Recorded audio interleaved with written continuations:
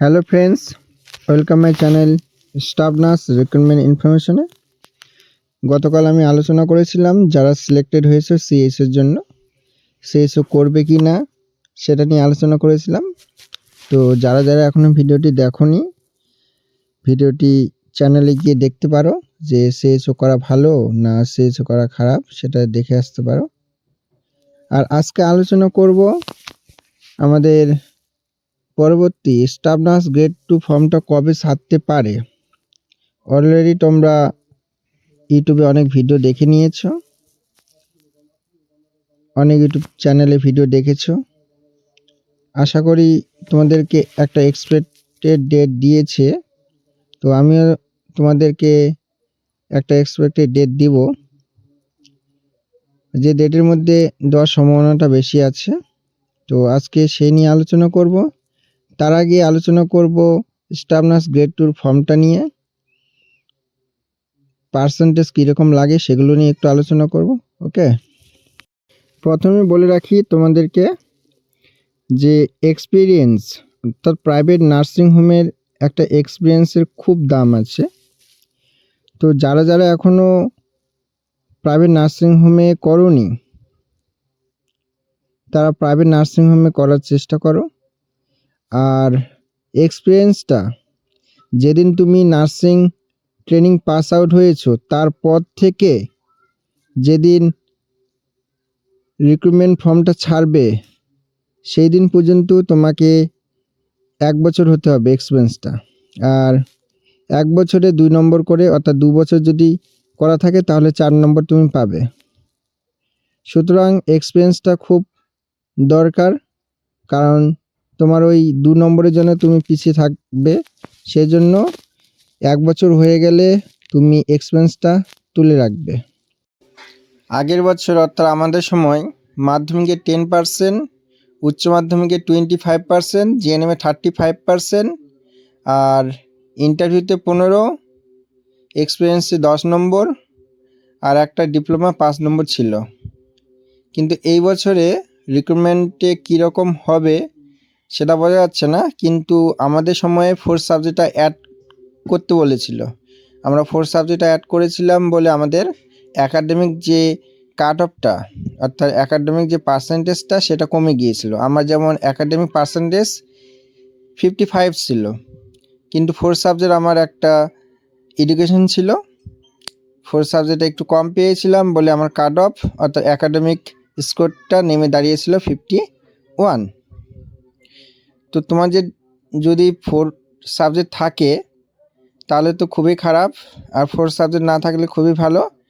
তো এবার যদি তোমাদের 4 সাবজেক্টটা অ্যাড করতে বলে, তোমরা আগে থেকেই একটা আন্দোলন করতে পারো যে 4 সাবজেক্টটা কোথাও অ্যাড করা হয় না, এ নিয়ে একটা আন্দোলন করতে পারো।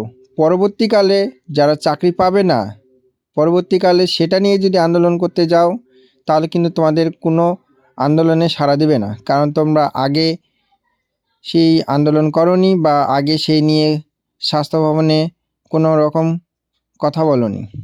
সেই জন্য যা করবে আগে থেকে করবে।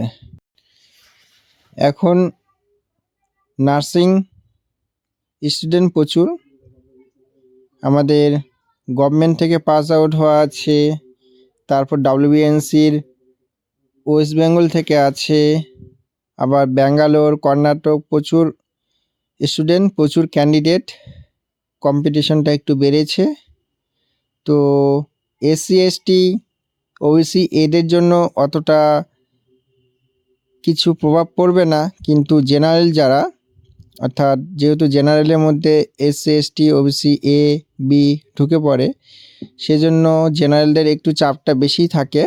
তো যারা জেনারেল তাদেরকে বলবো যে অন্তত 1 বছরের এক্সপিরিয়েন্সটা তোমরা প্রাইভেট নার্সিংহোম থেকে 1 বছর জব করে সেই এক্সপিরিয়েন্সটা নেবে। আর OBC Bদের ক্ষেত্রেও একটু টাফ আছে, কারণ গত বছরে অধিকাংশ OBC B চান্স পায়নি। সুতরাং তাদেরকে বলবো বাড়িতে বসে না থেকে অন্তত প্রাইভেট নার্সিংহোমে জব করে 1 বছরের এক্সপিরিয়েন্সটা অন্তত কালেক্ট করবে। আর আরেকটা সবথেকে ভালো কথা সেটা হলো যে যখন ফর্মটা ছাড়বে তাড়াহুড়ো করবে না, ফর্ম ফিল আপ করার জন্য তাড়াহুড়ো করবে না। ইউটিউবে অনেক অনেক ইউটিউবার আছে, আগে সবার ইউটিউবের ভিডিওগুলো দেখবে কে কীরকমভাবে ফর্ম ফিল আপ করছে, তোমাদের সিনিয়র যারা আছে তাদের কাছে শুনবে, শুনে তারপর ধীরে সুস্থে ফর্মগুলো ফিল আপ করবে। কারণ একবার ভুল হয়ে গেলে আবার রিসাবমিট করার অপশন দিবে, তখন আবার রিসাবমিট অর্থাৎ তোমার ইন্টারভিউটা দেরিতে হতে পারে। সেই জন্য বলবো ফর্ম ফিল আপের সময় একটু সাবধানে ফর্ম ফিল আপ করবে, আর একবার না দুবার না 3-4 বার রিচেক করবে, করার পর সাবমিট করবে। এটা সবাইকে বলছি যে ফর্মটা একটু ভালোভাবে ফিল আপ করবে। যারা ফর্ম ফিল আপ নিজেরা করতে পারো না, অনলাইন থেকে করবে। অনলাইনের দাদারাও ঠিকমতো ফর্ম ফিল আপ করতে পারে না, সেই জন্য আগে ইউটিউবে ভিডিও দেখবে।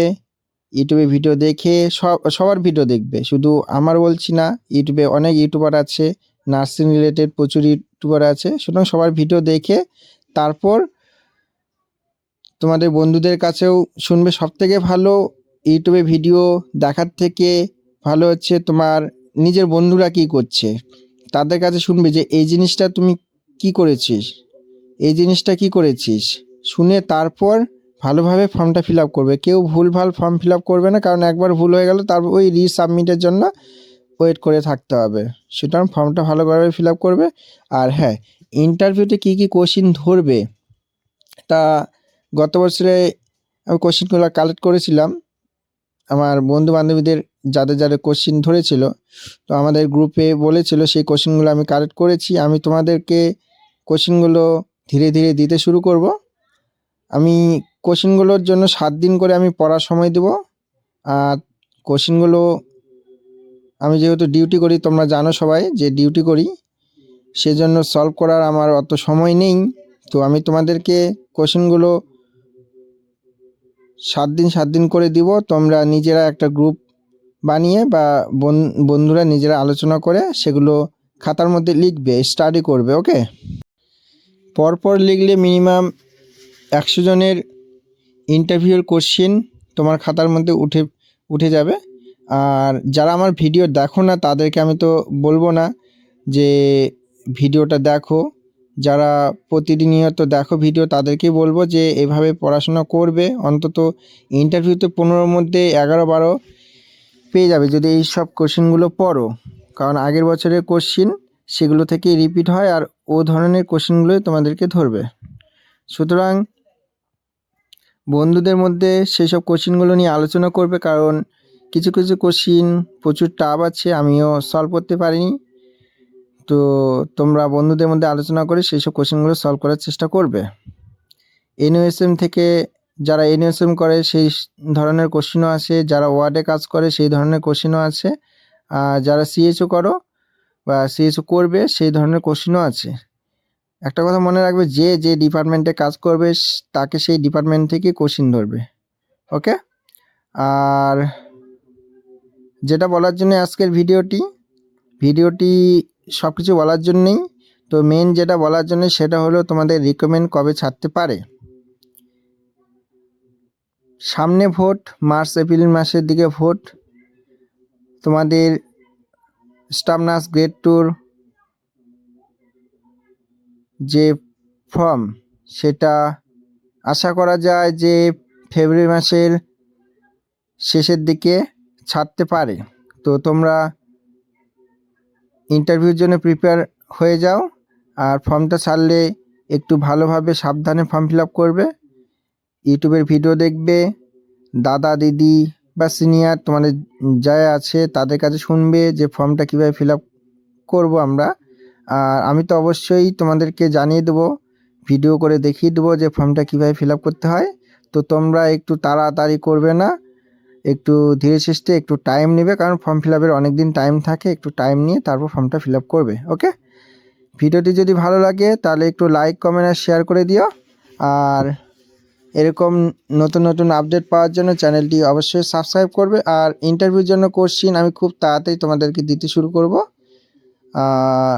তোমাদের ফর্ম ফিল আপটা হয়ে গেলেই তারপর থেকে আমি তোমাদেরকে ইন্টারভিউ কোশ্চিন দিতে শুরু করব। আর যাদের ভিডিও ভালো লাগে না তারা তো অবশ্যই আমার ভিডিও থেকে একটু দূরে থাকবে, অ্যাভয়েড করবে ভিডিওগুলোকে। ইউটিউবে অনেক ভিডিও আছে সেগুলো দেখবে। আর যারা প্রতিনিয়ত ফলো করো, প্রতিনিয়ত ভিডিওগুলো দেখো, তারা শুধুমাত্র দেখবে। ওকে, সবাই ভালো থাকবে, দেখা হচ্ছে পরের ভিডিওতে।